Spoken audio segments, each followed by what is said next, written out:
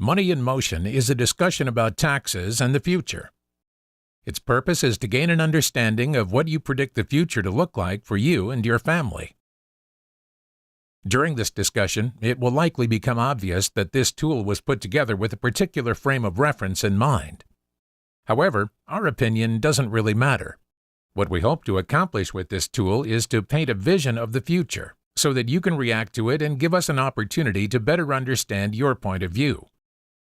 At the end of this discussion, you'll have an opportunity to share your feelings about the topics that we are about to go over. Feel free to agree or disagree with anything that you hear, as any way you respond will help us get to know you that much better. Money in Motion starts with a timeline. This timeline represents a typical American's lifespan, starting at birth, ending at death, and with a lifetime of experience in between. If all goes according to plan, at some point along that timeline, we make a decision to change our lifestyle. We used to do one thing every morning when we woke up. Now we do something different. That's really the only definition that we want to give to retirement for the purpose of today's discussion, since the word retirement means so many different things to different people. If we were to graph an average person's income along this timeline, it would look something like this. During the first few years of life, we don't earn much money. Then at some point, we get our first job, maybe a paper route or bagging groceries. And over time, our incomes increase with better jobs and pay raises. Then, often just as the income graph begins to take on a nice upward slope and it tends to reach its highest point, we often make that decision to change our lifestyles. While this is a pretty basic financial scenario, it is worth starting our discussion here because this financial life cycle forms the basis for the most classic method of retirement planning. That method is needs-based retirement planning. The underlying principle of needs-based planning is this. If one were to measure their income level right before retirement and call that 100% of pre-retirement income, then one can determine their retirement income need based on a percentage of that number, usually estimated at approximately 70% of pre-retirement income. While this planning framework has proven very helpful for many people, there are two basic shortcomings associated with this method of planning. One is somewhat semantic, while the other is very serious. The first shortcoming is that it can be very difficult for many people to work long and hard only to retire on what they need versus what they want. Now, this is not a statement of greed. In fact, it is just the opposite. A person can have a lot of charitable intent, but without the means by which to deliver that charity, they are either unable to act on their desires or they do so to their own detriment. What most folks need in order to survive in retirement is food, shelter, clothing, and transportation of some kind. And while a one-bedroom apartment and a pair of bicycles may check all the required boxes, there are relatively few people for whom that sounds like a successful retirement. Instead, most would prefer to work towards a retirement that plans around their retirement wants versus their needs. Which brings us to the second shortfall. The simple needs-based approach to retirement planning often starts with a 70% income replacement ratio as a rule of thumb. Unfortunately, for many, that rule of thumb has proven to be a difficult budget line to manage. On May 12, 2007, the Wall Street Journal published an article citing a study from earlier that same year by Fidelity Research. What that, and other studies, showed was that 2 out of 3 respondents who took part in the study indicated that their retirement expenses either stayed the same or that they actually increased in retirement. What this indicates then is that the 70% rule of thumb should likely be, at a minimum, more like 100% of pre-retirement expenses. For many, this is a very different vision for their retirement, and many ask, where do those kinds of numbers come from? The answer is that it can come from any number of sources. It seems that before retirement, many people work hard to pay off the mortgage, and in retirement they may buy the cottage, vacation home, or hunting land that they have always wanted. Before the change in lifestyle, they may have driven an old car that they nursed along to get the most out of it that they could. Then, in retirement, it finally gives up the ghost to be replaced by a new car designed to last throughout our planned retirement. During the earning years, a family vacation may have been a long weekend at a water park, but in retirement, a person may finally have the opportunity to go abroad. During the first part of life, money gets spent on the kids, and during retirement, money gets spent on the grandkids. Today, many people enjoy health care that is partially paid for by their employer. Later on, we find that more and more of our healthcare expenditures come from our own pockets. Now, given that 2/3 of the people surveyed are spending at least 100% of their pre-retirement level, it would seem to make sense to consider challenging a 70% income replacement target. Or else we run the risk of not having enough savings 2 times out of 3. Okay, I'd like you to make a mental note about income replacement so that we can come back to it later. And I'd like to introduce a new topic. I have a question for you that I'd like you to answer from the pit of your stomach.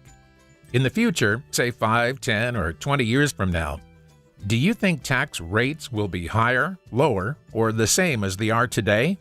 This chart shows the top marginal tax rates for married couples filing jointly from 1916 to 2011, as well as the top tax rates for both corporate income and capital gains. And while there have been some modifications to the capital gains tax, these rates have remained largely unchanged in 2012 and 2013.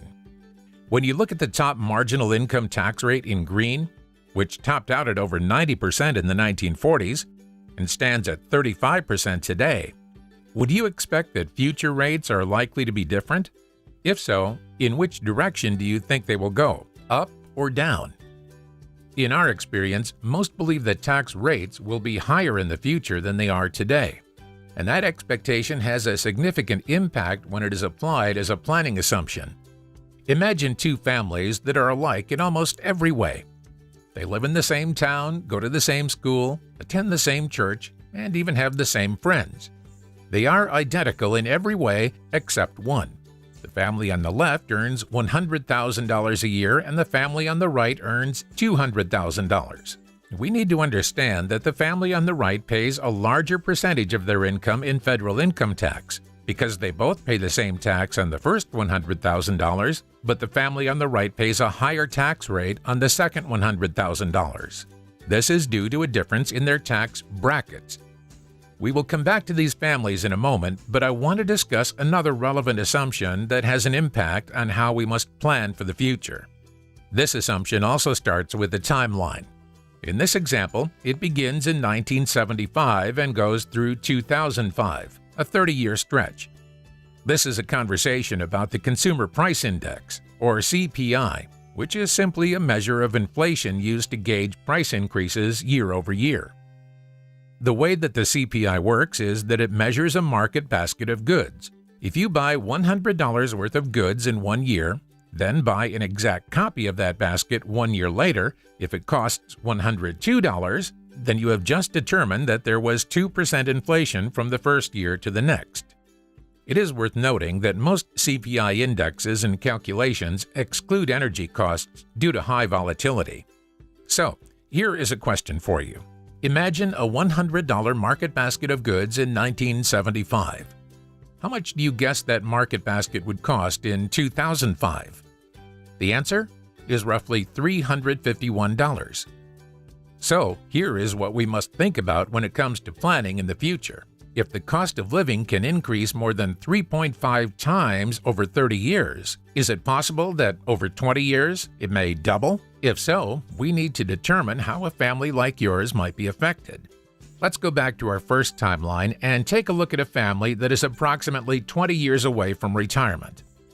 If you are a $100,000 family now, can you see how, if inflation causes your income to double over the next 20 years, you will have become a $200,000 family at retirement? In that scenario, can you see how you went from being family A to family B, and what that would do to your tax bracket? Okay, here is an example of how these concepts come together. Let's say you have $5,000 to save for retirement, and you decide to put away all of your money in traditional pre-tax savings options. Assuming a marginal tax rate of 25%, putting $5,000 into your traditional IRA or 401k will save you $1,000 in federal income tax in the year you put it away. Over the next 20 years, let's assume that money grows to, say, $20,000 when you decide to take it out in retirement. Now, here is the critical planning question. What is your tax position at that time? For most, they believe that the top marginal tax rates will likely be higher than they are today, and that it is possible that they may be in a higher bracket based on inflationary pressure. We also need to understand what happens to a person's tax deductions over time. Back when you made those tax-deferred contributions, you may have done so married, filing jointly with dependents. When you withdraw the money in retirement, however, you are doing so with zero dependents, assuming any children have been launched as successful adults. Should a spouse pass away between the time that you invest your savings and the time that it is withdrawn, then the surviving spouse may be filing a single tax return. What happens from a tax perspective if either or both of those conditions apply to you? If you find yourself in this situation, it is likely that you may look back into the past and wish that you had paid tax on some of that money at lower rates when you had more deductions. It is for this reason that we stress the importance of tax diversification when it comes to retirement planning, as well as portfolio diversification, which we'll discuss next. The Needs-Based Planning School developed another rule of thumb that can be very valuable when it is understood and applied correctly. You may or may not have heard about the rule of thumb that says if you think of your entire portfolio, retirement money, savings, real estate, everything, as a single pie chart, you can divide that pie into two pieces: aggressive assets designed to pursue maximum returns over time, and conservative assets designed to provide steady returns that do not fluctuate much in any given year. Many investors use some sort of age-based formula to determine how much of each type of asset to have. For example, a 45-year-old would keep 45% of his or her portfolio in conservative investments, leaving the balance of 55% in relatively aggressive holdings. However, in this example, age is really a proxy. What should really determine your asset mix is a combination of factors that take your risk tolerance and time frame into account. However, what this simple example does demonstrate clearly is that your investment horizon, or holding period, should be taken into account when determining an appropriate portfolio allocation for you. The closer in time you get to your savings goal, the less time you have to ride out any downturns in the market before it is time to withdraw those funds. And while it is important to realize that neither tax diversification nor portfolio diversification will completely protect an investor against market risk or future tax changes, they will increase the likelihood of having good options to choose from when deciding how to respond to changing financial conditions over time. So, in the case of an investor using the simple age-based example we discussed earlier, if we were to sit down together 10 years from now, we might expect to see an asset mix more like this, reflecting the fact that the investor is now 10 years closer to spending that money. My hope is that the underlying concept of how one's holding period may impact their savings allocation makes sense. And if it makes sense in the context of retirement savings, it should also make sense when applied to our college savings goals. Now, with all that being said, the real question is, how do you feel about this discussion?